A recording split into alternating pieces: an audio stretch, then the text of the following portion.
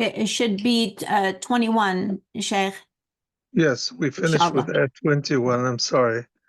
From Surah number 59. Thank you, Sister Mana.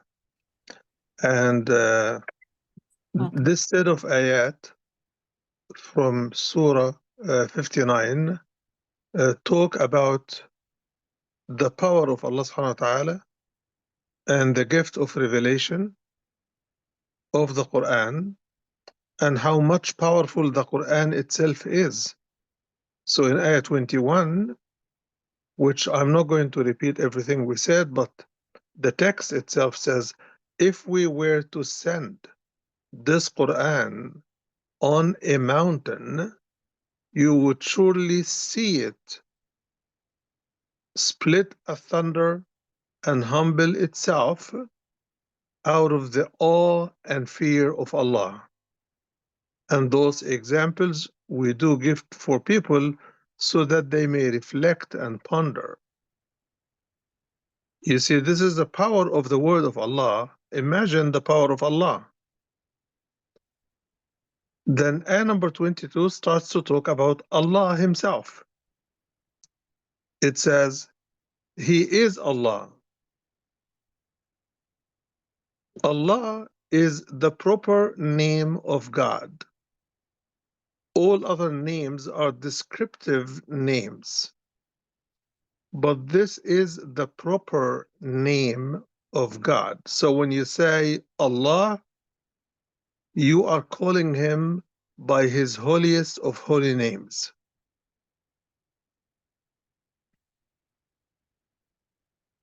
He is Allah, the one that there is no God but him. He is the one who exclusively can receive your worship and reward you for it, because he's the only one that we can offer worship to.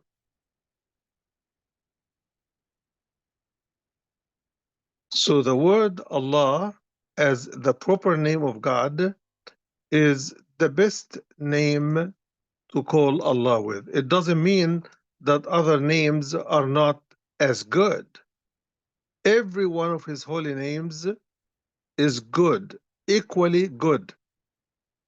But if you will, like you can say, his personal name is Allah. Okay? So he is Allah, the one that there is no God but him. There is no one who has the right to be worshipped but him. He is the knower of all the unseen and the seen, the visible and the invisible, the known and the unknown. He is the most beneficent, the most merciful. So let us go over these holy names. When we say Allah, there is no God but He, we are in fact making a proclamation. We are making an announcement. We are making a declaration that as humans, we are acknowledging that only Allah has the right to be worshipped. And this is not only for Muslims, this is for every human being. Because the Quran is not sent just for Muslims, it is sent for mankind.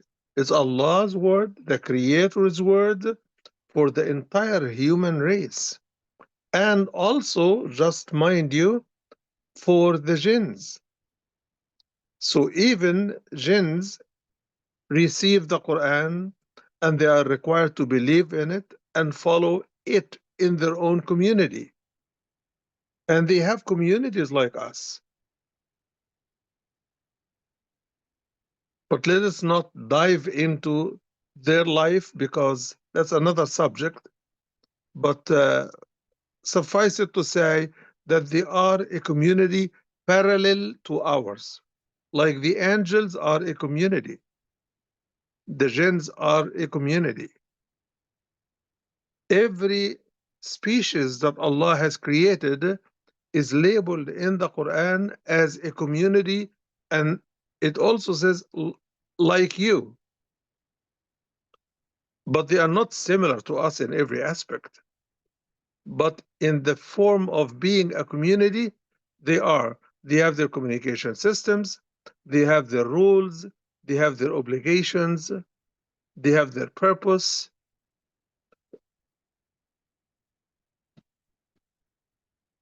But we and the jinns are the only two communities that are equipped with the faculty of free choice, the capacity to exercise choice and pick and choose between options is only given to humans. For example, angels do not have a choice. Animals do not have a choice. They live by whatever instincts Allah has given them, but every creature is engaged in the praising of Allah almost 24/7, except for us humans and the jinns. We decide to believe or not to believe. We decide, even if we believe, to be obedient and submissive to get the pleasure of Allah, or to be rebellious and disobedient to Allah subhanahu wa ta'ala. So that these two qualities distinguish us as humans. The free choice and the submission to Allah is a choice. It is not compulsory. When I say it's not compulsory, it doesn't mean that it is not a duty. It is a duty, but we have a choice to accept that responsibility and believe in Allah and submit to Him, or to deny Allah like some people do. And they are still being provided for, taken care of. When they get sick, Allah gives them cure. When they get poor and they work harder, they get more resources. And sometimes some of those who don't believe in God could be much more wealthier than many pious Muslims.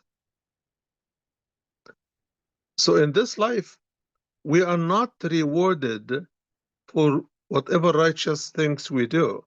Our reward is both in this life, partly, but the vast majority is in the other life. So this is ayah number 22. Ayah 23 continues to talk to us about Allah. He is Allah that no one God is there but Him. There are gods with small g, okay? But there is no real God but Him. He is the only one to be worshipped. He is the King. He is the Holy One. He is the one who is free from all defects. He is the peace. And He is the giver of safety and security. And He is the watcher over His creatures. He is the Almighty. He is the one who has the power to compel and coerce and force. His will always be done. He is the Supreme One. Glory belongs to Him. High is he above all else,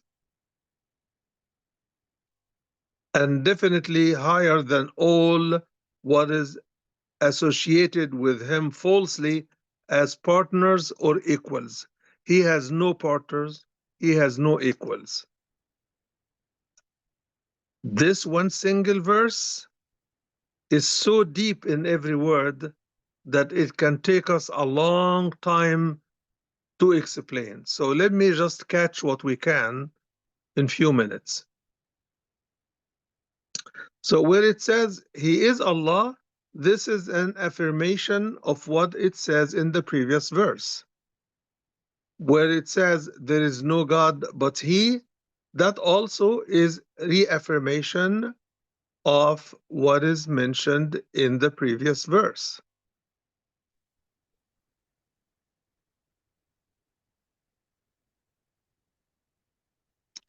And this reaffirmation is central.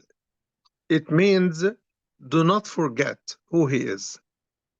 Do not forget the basics about him. And don't forget him, because if you try, you are actually forgetting yourself. You are squandering your own opportunities if you do. Then it says, he is the king. When you say the king, it is not referring to a country or a state or a nation or community or tribe. He is the king of this entire kingdom. What we see of it and what we don't. What we know of it and what we don't. The king of the seen and the unseen, the visible and the invisible, things that we can see and touch and things we could not. Things that are hidden in the earth and things that are hidden in the oceans and things that are flying in the space and we don't see it, we don't know it, of planets and galaxies and all of these creations. He is the king. In other words, he is the king above all kings. If the sun is the center, maybe you could metaphorically call it the king of the solar system in which we live, then the galaxy is a bigger king, right? Then if our galaxy is too big for us to grasp, what about the constellation we belong to, which is constituted of billions of galaxies?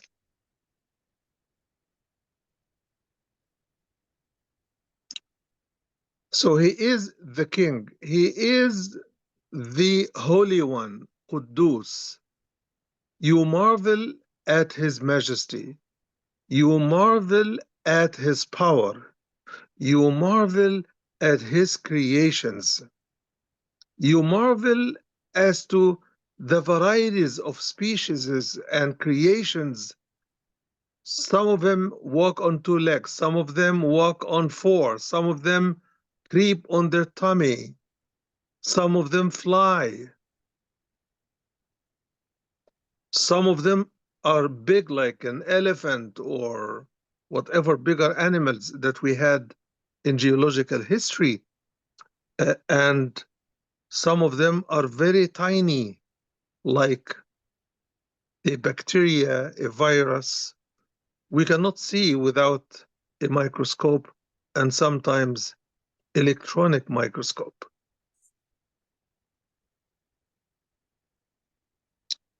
So when you look even inside the human cell and you see the DNA structure inside each human cell, and you see how many billions of components, this is something beyond our grasp.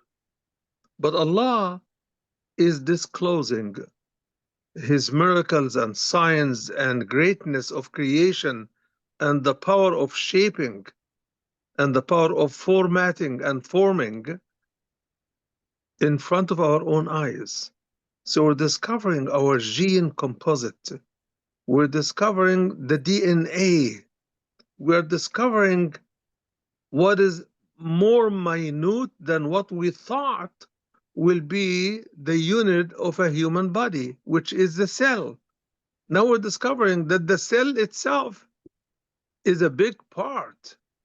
It's not as small as we thought it would be, the smallest. So when you look at this, you're at awe in front of His Majesty. And you, as a human, will always wonder, how does He do it? How does He take care of all of His creations all at once? The tiny, the small, the smallest ever. How could He take care of all of this? Providing everything. And He knows everything. He is the all-knowing. There is nothing that skips Him. Nothing, big or small. And He is showing us these powers right here. You don't have to wait for the hereafter to look back. Right here. And every generation is presented with signs and miracles that previous generations have not seen before. This is something really amazing, really very difficult to grasp or wrap our head around. So it is He, the King, the Holy, the Peace. You know that we say we want peace. Do you know what it means to say, I want peace of mind? It means I want to connect with the peace, which is Allah, so that He can fill me, fill my soul, my heart, and my spirit with peace as a mercy from Him. Peace. The peace is one of His holy names because He is the one who controls the peace. And He is the one, when He gives you peace, nobody could take it away from you. When He gives you security, nobody could take it away from you. And then it says He is the faithful one. He is the one who is the giver of security.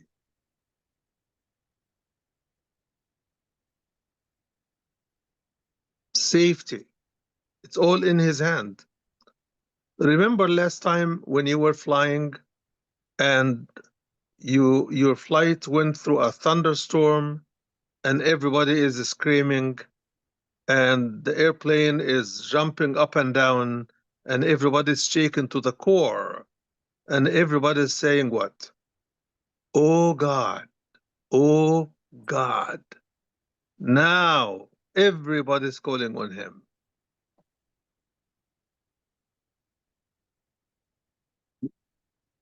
Why? Because when your safety and peace and security is at risk, when your life is at risk, no one can secure it but Him.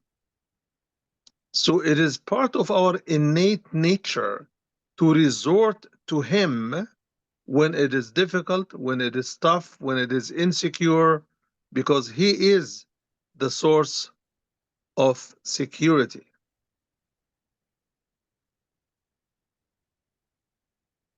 And He is the one whose hands are above all else.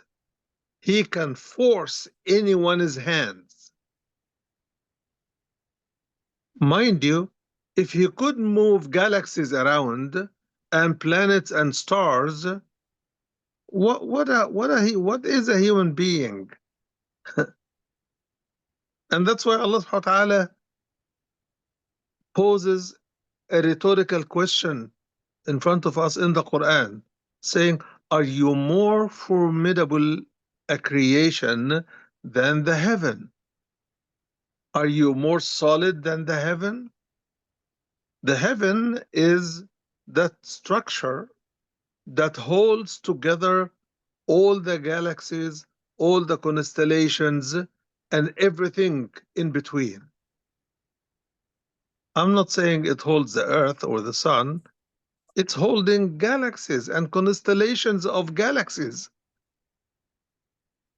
Who is a human being? What is a human being? It really means nothing.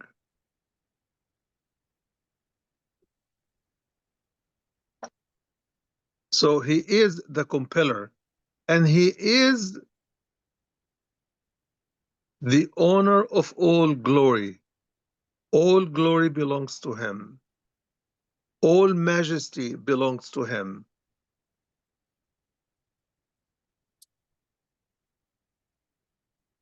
And he is the compeller, the ones that can force anyone's hand. So we say in America that we are the only superpower, but we forget to say the rest of the sentence. We are the only superpower left after the Soviet Union has broken into pieces in front of our own eyes. Despite their nuclear power, despite their military mastery of hardware technology, but their empire disintegrated in front of everybody's eyes in the age of TV and internet. We've seen it. Our generation has seen it crumble into small pieces.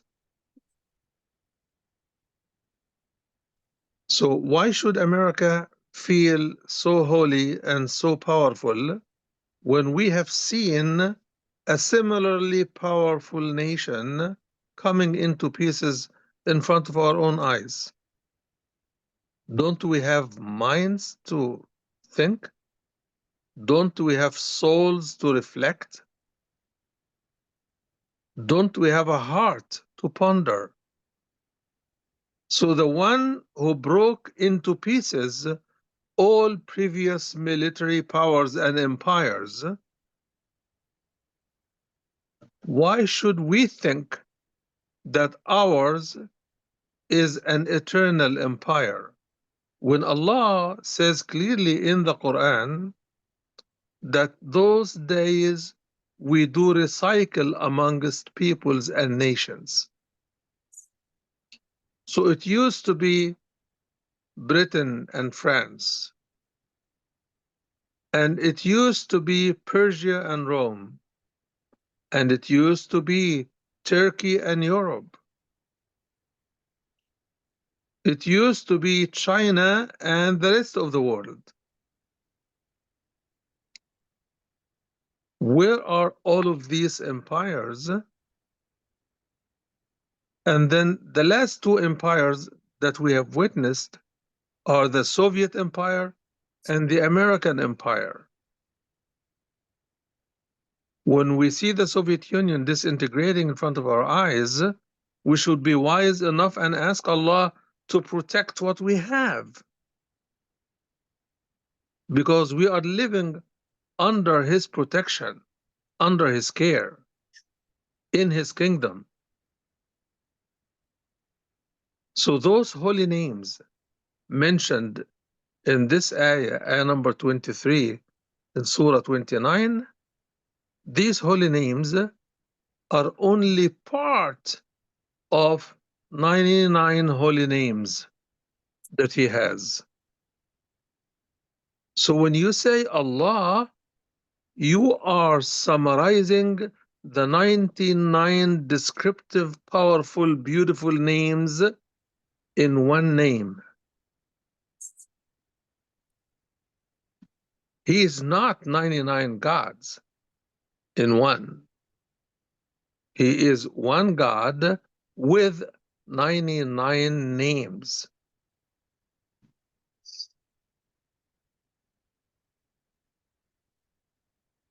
"99 qualities, powers, majestic powers, and beautiful powers." Then at the end of the ayah, it says, "Glory be to him. He is above all that associate as partners."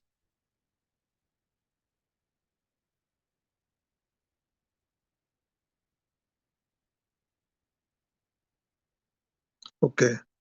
Ayah 24 continues to summarize and conclude the holy names of Allah subhanahu wa ta'ala. It says, He is Allah, the creator, the inventor, and the composer of all things, the bestower of forms, the one who shapes everything he creates, and then he assigns everything to certain purpose and role to play. He has the holy names. All holy names belong to him. His beautiful and powerful holy names are all his.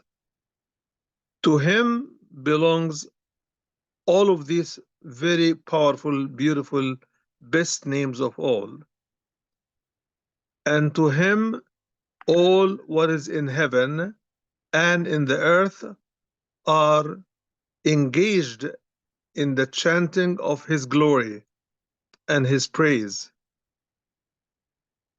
Then it says, He is the Almighty, the All-Wise.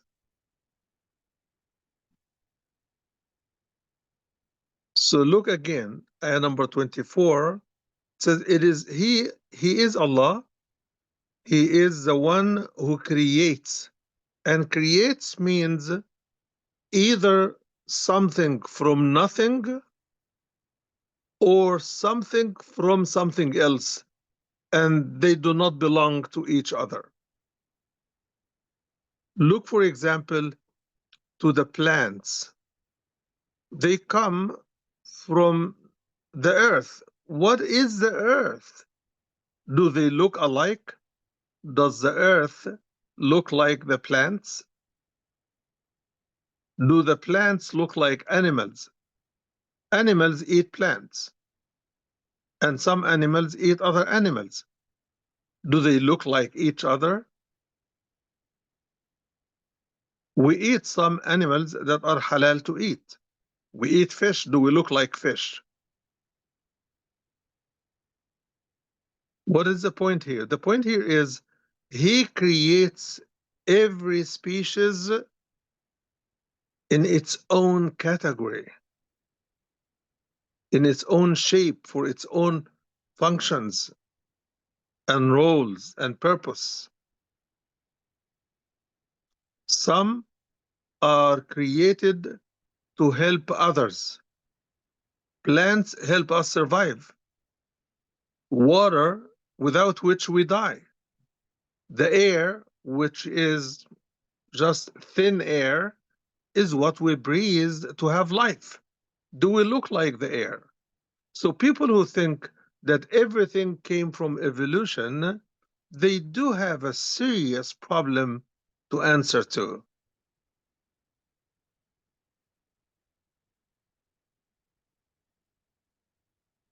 They don't want to recognize that every species is its own species. So they say they evolved from each other. Life started with a bacteria or germ or this, and then it started to creep, as if life is an independent thing and there is no life giver.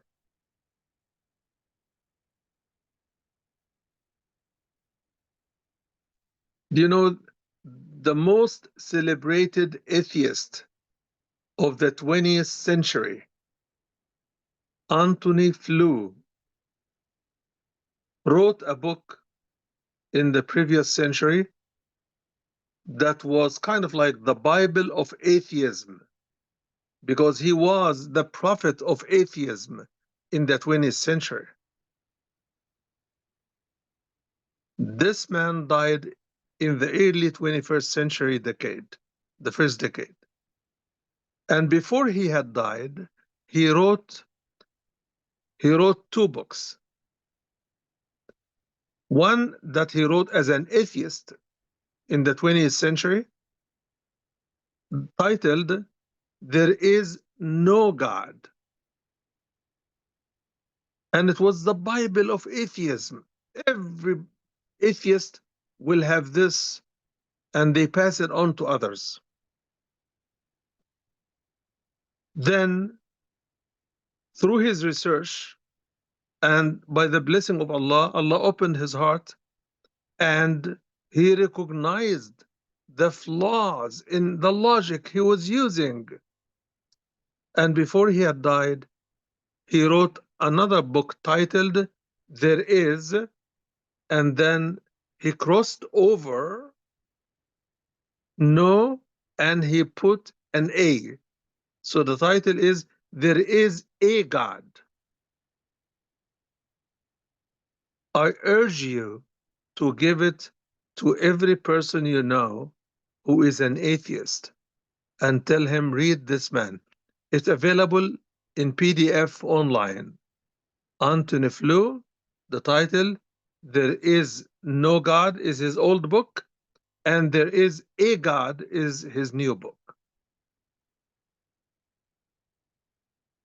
So when we say He is Allah, the Creator, that means a lot.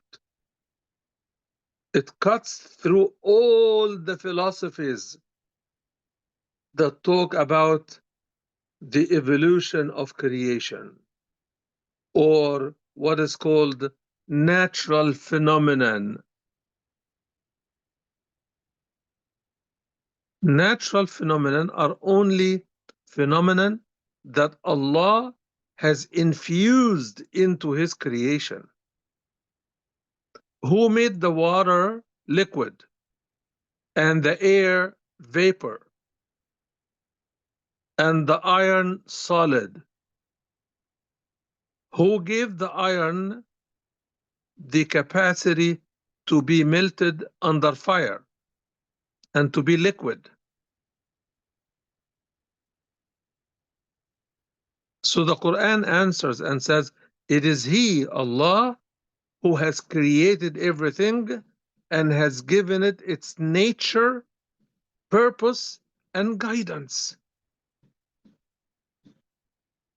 So He created the sun and made it like a bowl of fires, gave it its nature, so that we, 93 million miles away, can have some heat in the winter, some warmth. And He has put between us and the sun some protective layers to protect us from ray storms and firestorms that are coming out of the sun.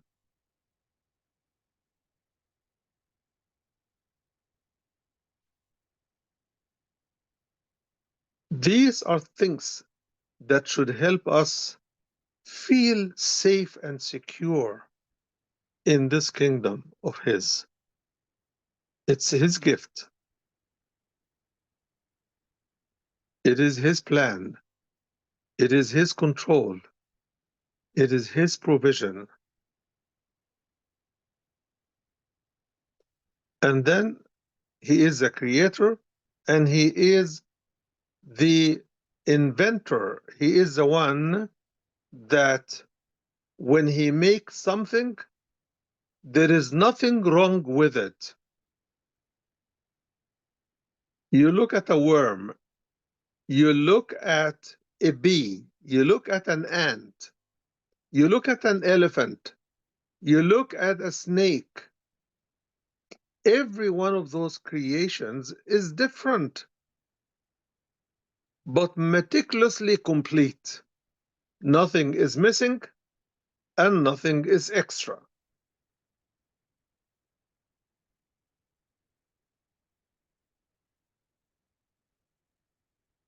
And he is the shaper, the composer of shapes.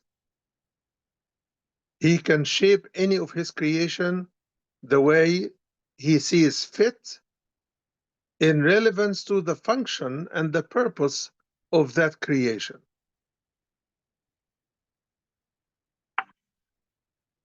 And he put all of his creations in front of us to amaze us and to impress us and to benefit us and to protect us.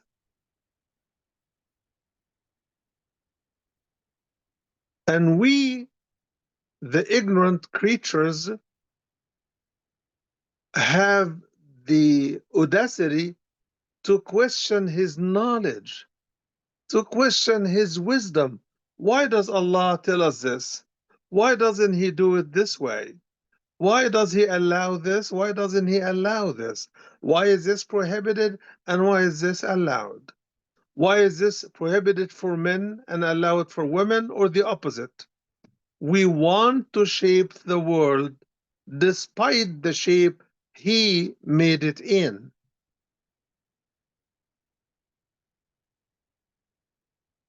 So, to bring us to some degree of recognition and awareness, he raises some questions. Do you create the things around you that you want to reshape your way? Did you create it? Did you create yourself? Did you create other humans that you want to shape their life the way you want? Everyone will come back to us, the Quran says, as a servant. You are serving his purpose whether you submit and like it or you don't. You're going to be used to do his purpose. A criminal, a wrongdoer, an oppressor, a vulgar person, evil persons, they all have a purpose they serve in life, whether they repent or not.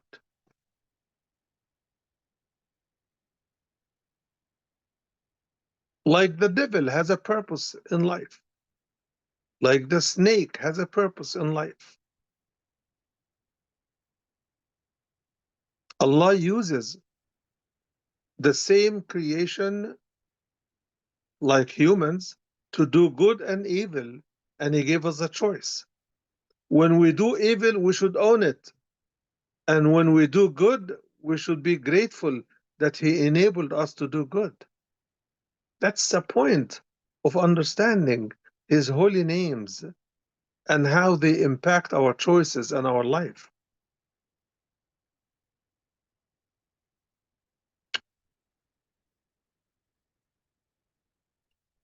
Okay?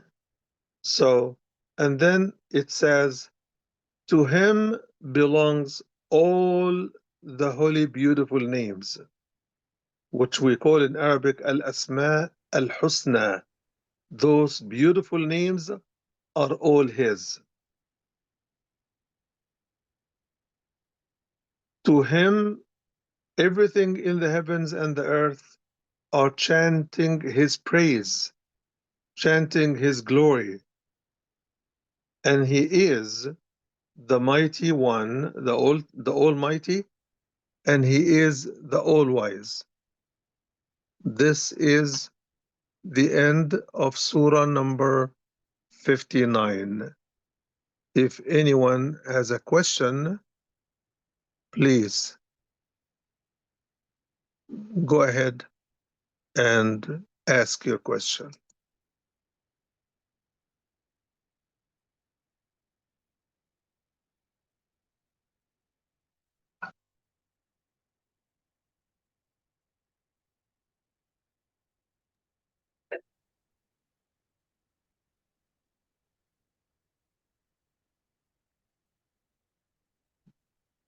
Assalamu alaikum. Alaikum assalam wa rahmatullahi wa barakatuh. Can you see me? Just a second. Yes, Yes, yes, yes, go ahead. interpreter can see,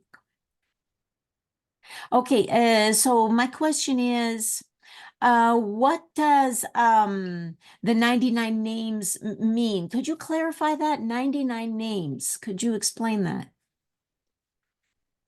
I think it must be that you have joined late, because that's what I explained in the beginning.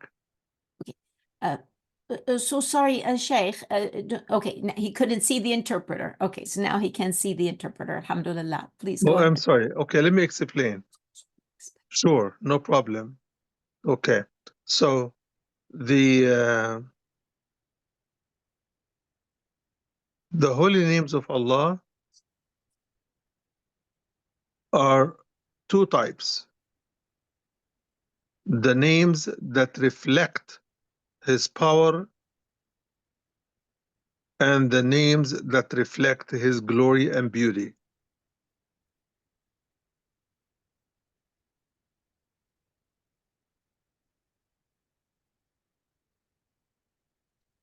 We mentioned in the beginning that the name Allah is the proper name of God, the name that captures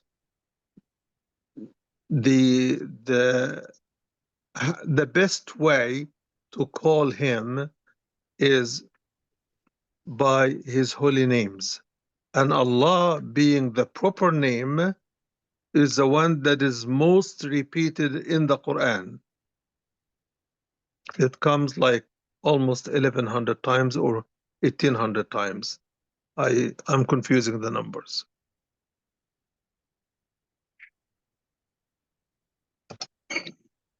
But other names, like I the understand. names we recited at the end of the surah, are names that describe either His functions or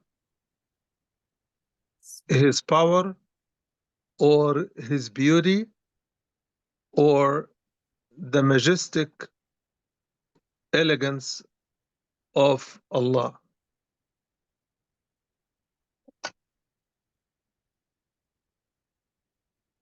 Oh, I understand. Okay. So Thank you so much. the numerical 99 is because Allah's functions are so many, and these are the holy names that describe His power, His beauty, His mercy, His capacity, and so on and so forth. So each name reflects certain things about Him.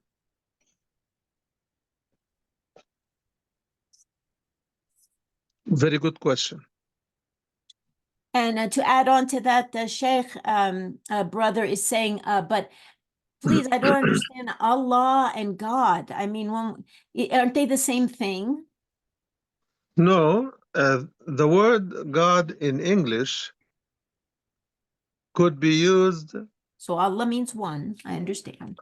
No. Allah doesn't mean only one. No. I'm sorry. Of course, it does mean that He is one. Allah is one, but the word God could be used for anyone who is being worshipped, whether false God or true God. It really doesn't make any difference.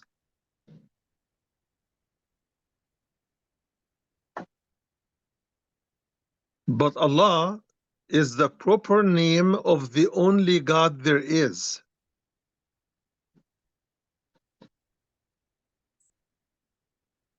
So when we say God in English, Oh, I see, I understand. we don't mean only Allah, because, like, for example, when you say in capitalist, people worship money, the dollar is their God. Does it mean that the dollar is a real God? No, this is a metaphoric use and a false use. But you cannot say that Allah is the dollar for the Muslim. It just doesn't make sense. This will be kufr. So Allah is the proper name of the only God there is, period. But God reflects anyone, okay? Like Pharaoh said, I am your God.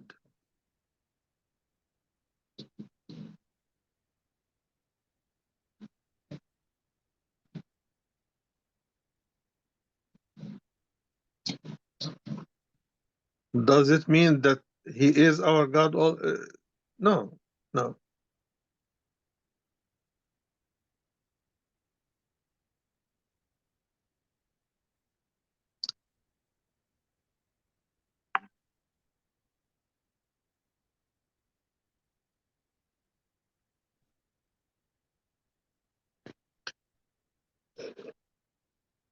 Okay, I understand. Now Allah, how has he come to be? I mean, how you know, he made himself, he created himself. I mean, obviously he has no parents, you know, so I'm just wondering, how did Allah come to be? The question reflects us thinking as humans.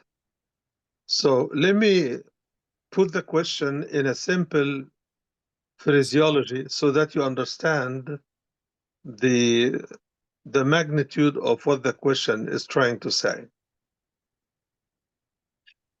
The premise behind the question is the following. Since everything comes from somewhere, then where does come from? Where does Allah come from? Well, everything created comes from something else. But is Allah created? The answer is no. Then why should we think he must be coming from somewhere or someone? So the premise behind the question is what makes the question seem logical. But when you think about the premises behind the question, it really doesn't make sense.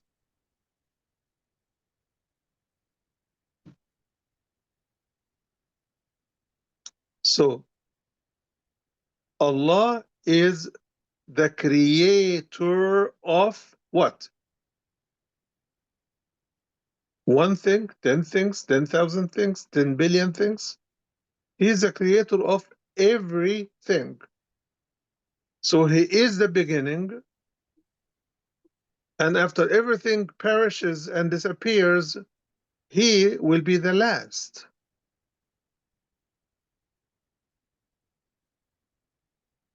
So thinking about him is not like thinking about a creation of his or another human being.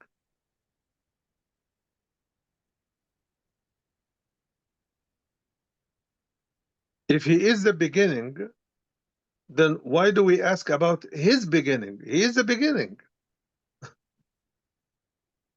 So the question is illogical if you put the right assumptions behind it.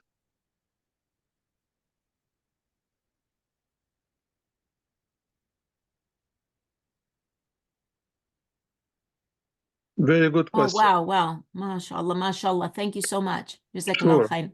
sure.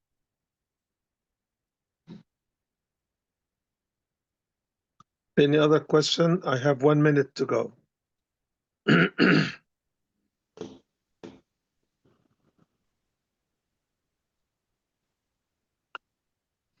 you Yes, have one more question? yes, but make it brief, please, because I really have to go. Salam alaikum. Salam Alaikum alaikum. salam. Yes, so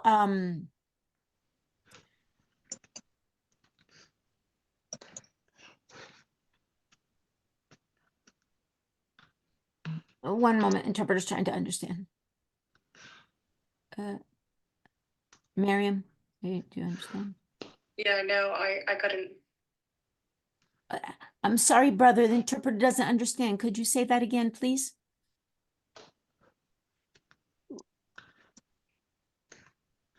Okay, I believe he's talking about, like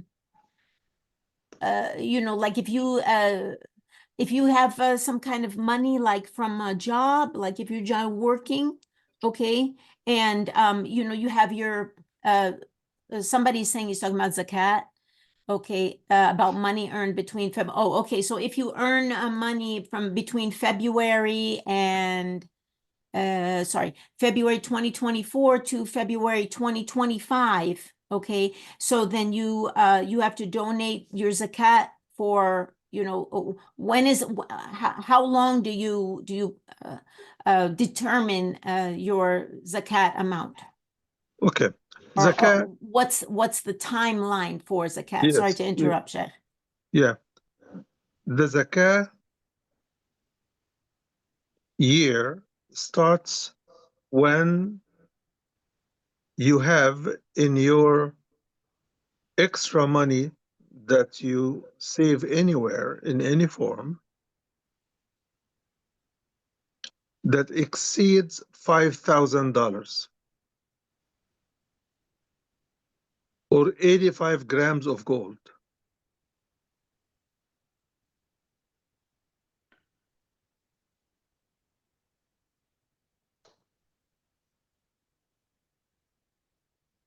Then you start looking for a year. If a year elapses from that point,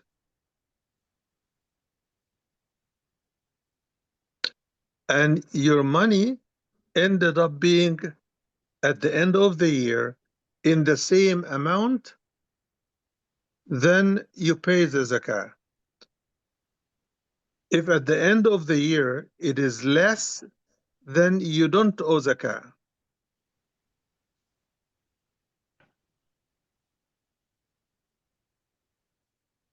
It is that simple.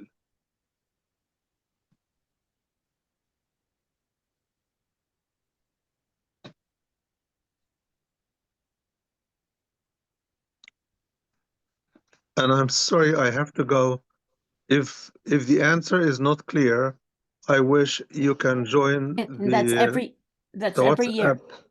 Okay, you can join the WhatsApp group for questions, and you can put your question up there, and I will get back to you, inshallah. جزاكم الله خيرا والسلام عليكم ورحمة الله وبركاته. Thank you very much. السلام Thank you, Sheikh. عليكم. Wa alaikum السلام salam. عليكم.